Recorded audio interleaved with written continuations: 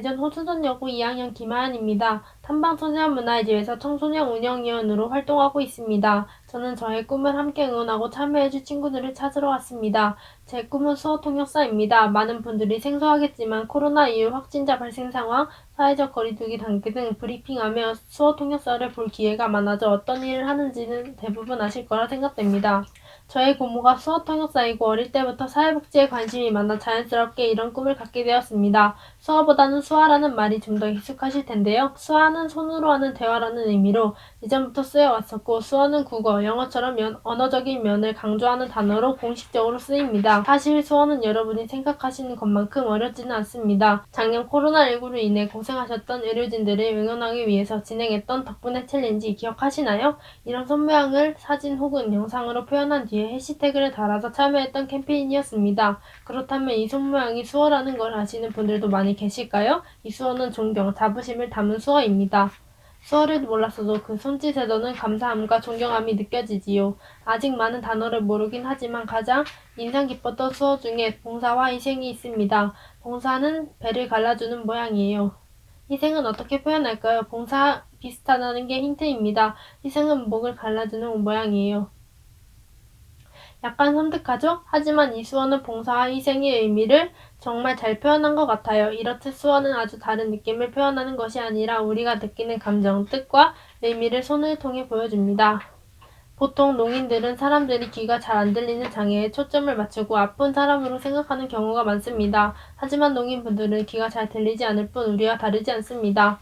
제 생각에는 우리와 다른 언어를 사용하는 외국인에 더 가까운 것 같아요. 그렇기 때문에 영어, 일어, 중국어 등 외국어를 통역하듯 수어 통역을 통해 농인들과 청인이라 칭하는 일반인들과 소통할 수 있는 매개체가 되어 농인들에 대해 알려드리고 싶습니다.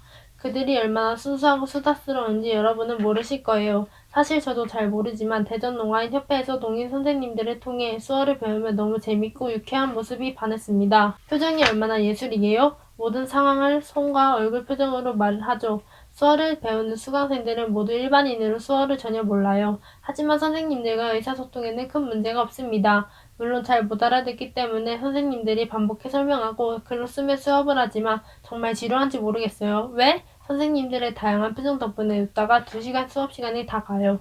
저는 그 선생님께 3번 수업을 듣고 있는데 가장 강조하는 부분이 뭔지 아세요? 바로 표정입니다. 미수지라 불리는 얼굴 표정은 손으로 보는 단어를 표현하는 한계를 얼굴 표정으로 2배, 3배 풍부하게 만들어줍니다. 실례로 맞다, 정말 진짜는 똑같은 모양이지만 얼굴 표정으로 다르게 표현합니다. 또 봄 따뜻하다도 표정만 다를 뿐입니다. 수어를 배우면 내가 얼마나 표정 없이 대화하는지 알게 됐어요. 아니 저뿐만 아니라 같이 수강하는 대부분 사람들도 표정 없이 말하더라고요. 수어를 배우며 대화에 표정을 더하면 의사소통에 큰 도움이 된다는 것을 알게 되었습니다.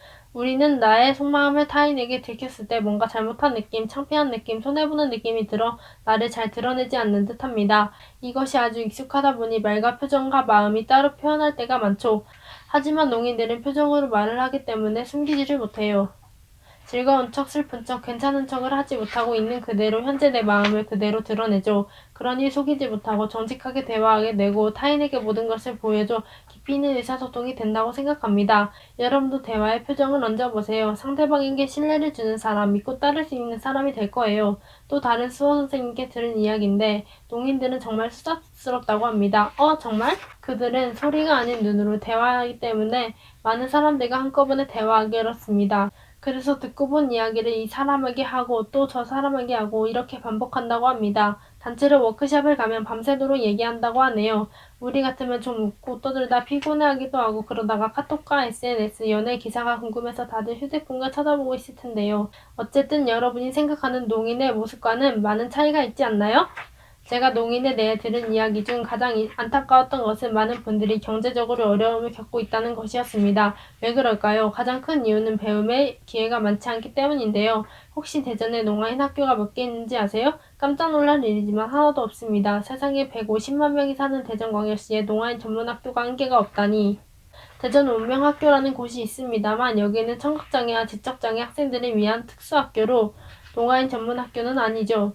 얼마 전 윤희님, 유재석님이 나온 유키즈라는 프로그램에 수어통역사 2분이 출연하였습니다. 이때 들은 바로는 우리나라의 농인이 39만 명, 수어통역사는 1824명에 불과하다고 하네요. 농아인을 위한 전문학교도 부족하고 이들의 귀와 입 역할을 할 통역사도 부족하니 많은 농인들의 경제적인 어려움을 겪는 이유를 모두 아시겠죠? 저는 농인들이 더 많은 배움의 기회를 갖고 교육을 통해 다양한 일을 할 수 있는 기회를 얻고 경제적으로 풍요로울 수 있는 것도 좋지만 그렇게 원대한 포부까진 아니고요. 제가 가지고 있었던 농인들에 대한 편견, 농인들이 손으로 대화하는 모습을 보고 신기하게 보는 눈빛, 이런 것을 없애고 우리와 같은 이웃, 친구로 지낼 수 있도록 작은 역할을 하고 싶습니다. 제가 수어도 좋아하지만 음악도 좋아합니다. 그래서 얼마 전부터 제가 좋아하는 노래를 수어로 번역하여 인별그램에 올리고 있습니다.